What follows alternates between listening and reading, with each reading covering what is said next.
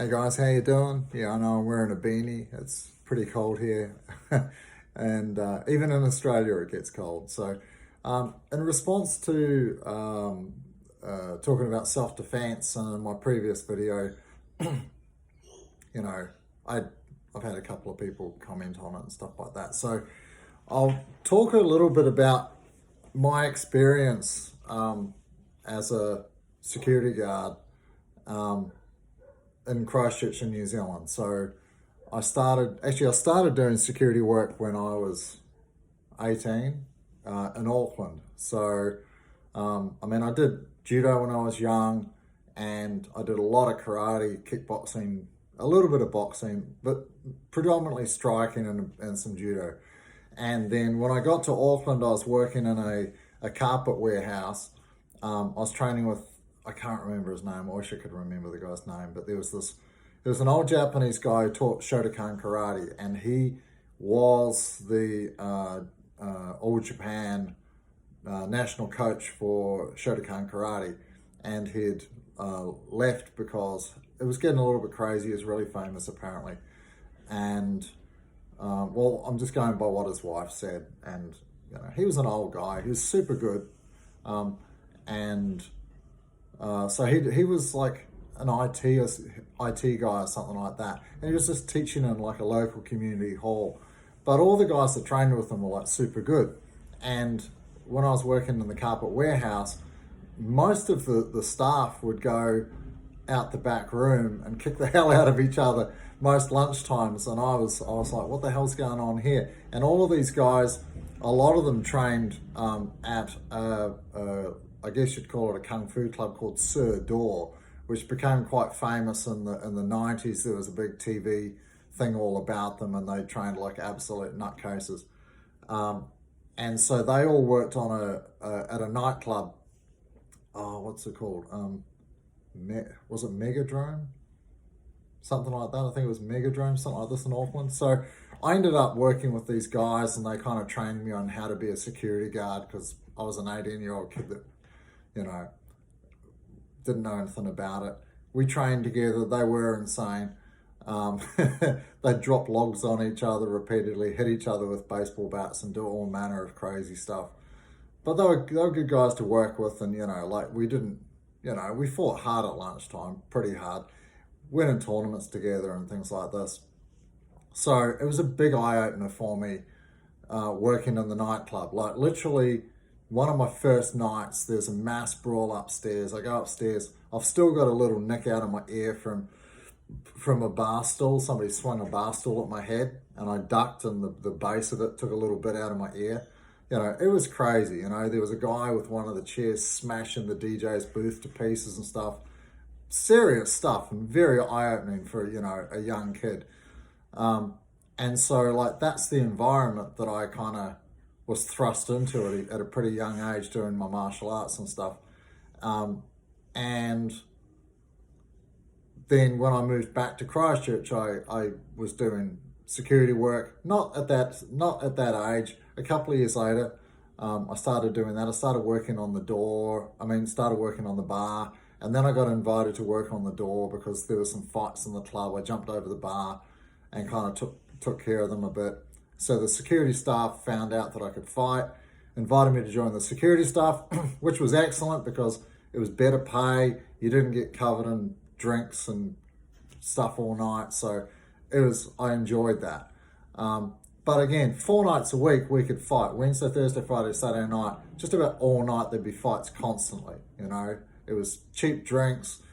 Everyone would be out in the middle of the city. The two clubs that were connected, the Chancery nightclub, excuse me. In the morning, my voice is croaky. Anyway, so, and then the Palladium next door, which was like a giant big nightclub thing. And there were fights all night. I don't know if it's just New Zealand culture. I don't know if it was just Christchurch, but it was like that a lot. So we got to fight, and we would be fighting, whether it's one-on-one, which is almost pretty rare. Quite often, once I started getting, known for my jiu-jitsu and stuff, then guys would call me out into the street, and I'd be fighting outside the street in front of the club. So, and that wasn't really frowned upon. The boss would just be like, well, make sure the front door's covered. You go outside, fight some dude, and then go back to work. But inside the club, it would almost be always like mass brawls. There'd be like 5, 6 guys minimum on another 5 or 6 guys because everyone's out with their friends. So if somebody gets in a brawl, they're almost always troublemakers together. So if there is some sort of trouble and you try and eject one of them, they all jump in and it's a mass brawl pretty quickly. The police station was only a couple of 100 meters away, but they never ever seemed to make it there on time, right? Of course, obligatorily we would have to call them, or the boss would call them, hey, we got an incident down here. But they knew what they were walking into, so they wouldn't want to come down in a hurry. They would turn up 2 hours later, an hour later, after it all settled down, so that they don't have to get involved in it, because it was pretty crazy a lot of the time. And so we would be in court, I don't know, every 8 to 10 weeks or something, because like people would get hurt, they'd go to the police, we'd have to go to court to justify our actions. And early on, I mean, everyone's smashing each other in the face, and like that's kind of the norm, is you have to go to court. A lot of guys have got their hands either bandaged up or they're in cast from breaking their hand from smashing some guy in the face. At the very least, you'd spend most of the night with your hands in buckets of ice behind reception trying to recover your hands, and sometimes you'd end up with permanent injuries. My left hand still doesn't close, right? And so when I started jiu-jitsu, so I started there when I was like 18, so like 1920. So I started there when I was like in my early 20s, and then I found jiu-jitsu when I was 27. So I probably started working at the club when I was 22 or something. Yeah. So I'd been there for, 5 years or more when I started doing jiu-jitsu. And immediately everything changed. Yeah. Because even though we did a lot of Vale-Tudo, a lot of MMA style training, like every day, I didn't have to, because I was fascinated with this jiu-jitsu thing and grabbing and, tripping people, and even just taking people's backs from standing and stuff like that was super useful. And so I was wanting to employ all these new techniques that I'd learned, and I had a perfect environment to see if it worked. I got to see if it worked one-on-one. I got to see if it worked between my staff, because as soon as I started doing it, and all the other guys started getting curious about what I was doing, so we all started, training jiu-jitsu to varying degrees. And it changed dramatically, because up until that point, when we all went to court, there'd be pictures of the people that we'd hit, and they're taken immediately afterwards, So if you're a security guard, or if you're in a fight in the street and you smash some guy, like the photos the police are going to take are going to be graphic. It's immediately afterwards. He's still got blood smeared on his face. He's not looking the best. That's the photos they're going to take. They're not going to clean them up. They make them look terrible, right? And so you're going to turn up to court facing this and having to, justify your actions. And I know some people will be like, well, I'd rather be in court than in a coffin and all these other sorts of things. But I'm just telling you my experience as someone who's been in court a lot, who understands the law when it comes to self-defense, and has seen my co-workers, my staff, because ended up head of security, all going there and having to say and deal with the same thing on a regular basis. And I can tell you how the court looks upon when you smash somebody in the face, because it's not just the act of hitting them in the face, which you can't control. You can't control the force output. You're almost always going to have to overdo it in order to be able to and then the chance of you knocking the person unconscious with one strike is very rare. So then you're going to have to grab them on the ground and continue to hit them, which is not helping things. Or if you hit them and they fall over and hit their head on the concrete, they can die. Yeah. And the judge is not shy about bringing this up. Yeah. Right. You are responsible for how the person falls. Yeah. In my hometown, a guy literally shoved a guy who'd been harassed, maybe not harassing his girlfriend, cracking onto his girlfriend, whatever, shoved the guy tripped, hit the back of his head on the brass thing at the bottom of the bar, died, yeah, died just from pushing it, yeah. So like, there are consequences to hitting people for sure, right? And the court does not look favorably upon it because they're aware of the consequences of that, right? So if you're gonna hit people, be aware of the risks, yeah, right? Another guy got like punched in the throat. He didn't know that the guy that he punched in the throat was a teacher. It crushed the guy's larynx, messed up his voice for years, yeah? The guy gets sued because the guy was a teacher. He couldn't teach, he couldn't talk properly to the class, had to leave his profession for years. There's consequences to this stuff. I know it's kind of cool to do all your kung fu moves and karate moves and chop people in the throat and headbutt them and do all this sort of stuff, but there are consequences to it. And I'm just telling you my experiences, right? So immediately things changed because I wasn't having to ice my hands all the time. I was grabbing people, tripping them, throwing them, taking their back from standing, I would choke them out, put them down. There's no damage from that. So even if in a court of law, they would be like, well, why did you choke this person unconscious? I'm like, well, it stopped them fighting. This was and I mean, even that's now frowned upon in Australia in the court of law, but it's better than smashing the person's face, and I'll tell you that, right? And nothing happened to you, nothing happened to them. They stopped fighting, they didn't hurt anybody else, right? Which is why I do it, right? So then my staff started asking me about the jiu-jitsu thing that I was doing. Then they started training with me, and some came and trained at the club. And things changed dramatically for the staff.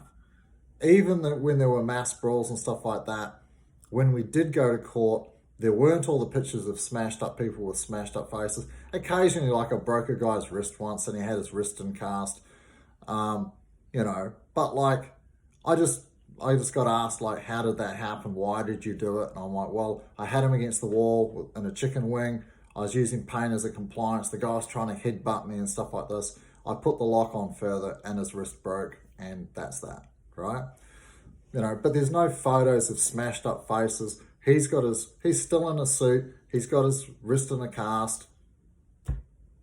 No big deal, In the scale of control, that's really what the judge is going to be looking for, is did you exhibit control? Did you use force that was proportionate to the threat?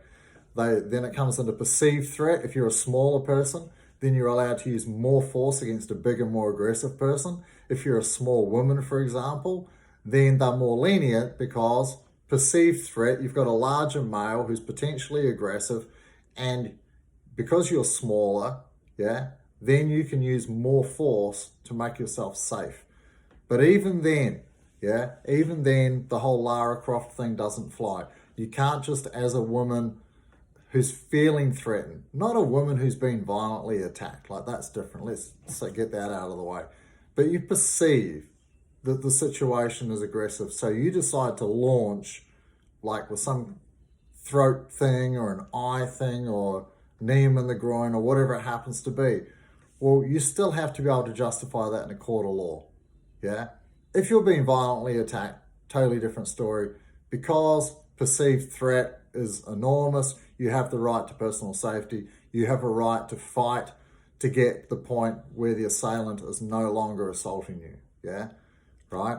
So that's the experience that I had as a striker in there for 5 or 6 years, fighting 3-4 nights a week, very regularly. And my staff doing the same a lot. A few of the guys were professional boxers and stuff like that. So like, they're going to use their hands a lot, right? The damage they do to themselves, the damage that they did to the patrons, we had to go to court and justify that, yeah? And it didn't always go well, right, for the staff. We frequently got slapped on the wrist pretty badly. Once jiu-jitsu came into the scene, a lot changed dramatically, like within weeks. As soon as I showed the staff a couple of things that they could do, because there's a common saying, right? If you're a hammer, you see everything as a nail. And that's kind of what hard, heavy striking's about. And I'm not saying don't learn how to strike. I'm just saying if you're going to use it as your primary form of self-defense, be aware of the consequences legally, right? Okay, because there are consequences to your actions. As cool as you think your karate and kung fu is, and I've done a lot of karate and I've done a lot of kung fu, so I'm not hanging shit on them. I'm just saying that be aware of the consequences of using that, yeah, especially as a guy, yeah. And if you're a guy who's like over 80 kilos, which is very common, yeah, then you're going to have to justify it, yeah, because it's going to end up going to court almost 100%, right? So I talk about this sort of stuff when I do self-defense seminars. I talk about this stuff when I'm teaching jiu-jitsu, because we are in the real world and we are held accountable for our actions, and we have to be able to justify them. So understand what the law is, understand what your responsibility is to yourself, to your loved ones, but also to the people that you're engaged with, yeah? Right? As soon as you engage with somebody in a fight, then you better be on the right side of the law, and you really want to try and avoid the fight as best you can, right? So, I mean, yeah, the number in New Zealand, a lot of people play rugby. So a lot of the time, if I did, even when I have my hands up open and I'm trying to diffuse the situation, it's really common people shoot on you, like rugby tackle you, right? So you don't have a choice as to whether you're standing or on the ground. So you better train both, right? Unless I'm going to be a sneaky sniper and just like crack the guy in the face when he's not looking, or, instigate. And you're allowed to, yeah. The law says you can initiate an assault against the person if you believe 100% that they're going to attack you. You don't have to wait. When it comes to self-defense, people think you have to wait to get hit to do something, and it's rubbish. You don't have to. You have to be able to justify it. If the guy is standing with his feet in a boxer stance, if his fist is clenched, if his throat is croaky, his adrenaline's going, if he's moving towards you aggressively when you've told him that you're not, like don't come near me or whatever, you have to be able to justify it, but you do not have to wait to get hit. That's a fallacy completely. You just need to be able to justify your actions in a court of law and understand what the law is and how you're protected or not protected, right? So it's important that you know that, right? You can't do something disproportionate. If the person calls you a dickhead, you can't just punch them in the face, right? Okay, so yeah, when we started doing jiu-jitsu, things changed a lot at work, and we went to court a lot less because there were less complaints against the staff. Because usually if you punch someone in the face and you smash their face up and there's blood everywhere, they go straight to the police. The police fill out a report, they take photos, as I said. If somebody's at work, and you trip them and throw them on the ground and you put them in a chicken wing and you lead them out, yeah, and you might abuse them a little bit verbally, tell them they're a dickhead or whatever, and, shove them out the door. What if they got to go to the police with? Yeah? Like the guy called me a dickhead, or the guy threw me out of because the guy's probably intoxicated and the police will know that. Well, what did he do to you? Did he hit you? Did he strike you? How has he hurt you? Do you have injuries? And if the answers to all of that is like, no, nothing more is going to happen from it. Yeah. So it's important that you understand, like, I got a very, very good look at what works in multiple fight scenarios for years, primarily being a striker with some judo, and then later on doing jiu-jitsu, and it was night and day for me and all my staff. So anyone that says that jiu-jitsu doesn't work in the street, there's hundreds and hundreds of videos online now that prove differently. And I'm not saying that you have to go to the ground. Being able to fight on the ground is important, because especially being able to get back to your feet, yeah? And if you don't want to go to the ground, then you need to learn how to wrestle, how to grapple, how to stop takedowns, how to recover from the ground, how do you get back to your feet, right? Okay, so that can be useful too. So even if you're not using the standing portion of it and you're a striker, right? In MMA, for example, you see people like Chuck Liddell was one of the first ones to use like wrestling to counter people's takedowns and stay standing because that was the strategy. But also in MMA, there's rounds and stuff. So if you're stuck on the ground, the next round you get to start standing again. And like Rogan said the other day, well, it's not fair and it's not real because you would never get a chance to get up from there.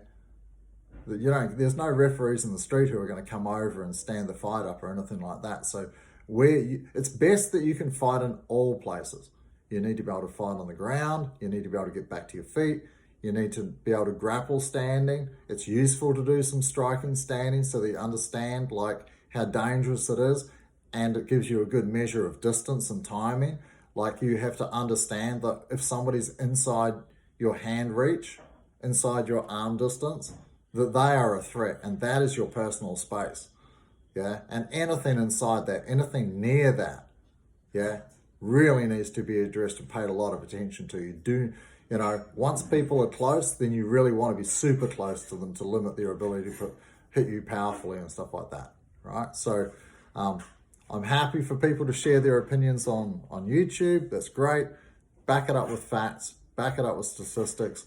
And it's not just about us. It's about if there were 1,000 people, yeah, or 100 people that had these experiences, right?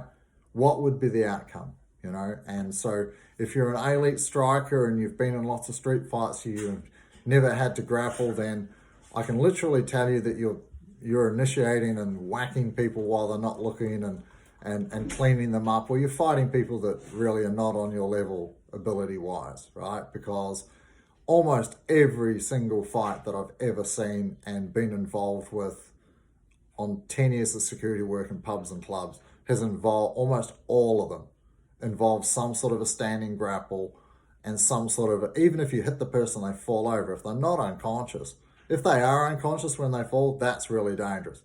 If they're not unconscious, now you've got to still deal with someone who's on the ground, because you're either going to let them stand back up and keep fighting you, or you're going to have to deal with them on the ground. Whether you're hitting them on the ground, you're still involved in a ground fight, and it's still an important area that you need to address.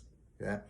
Anyway, I do like conversations. I'm open to people's opinions and stuff on YouTube, but do make sure that it's based on fact and real experiences, and it's not just about me.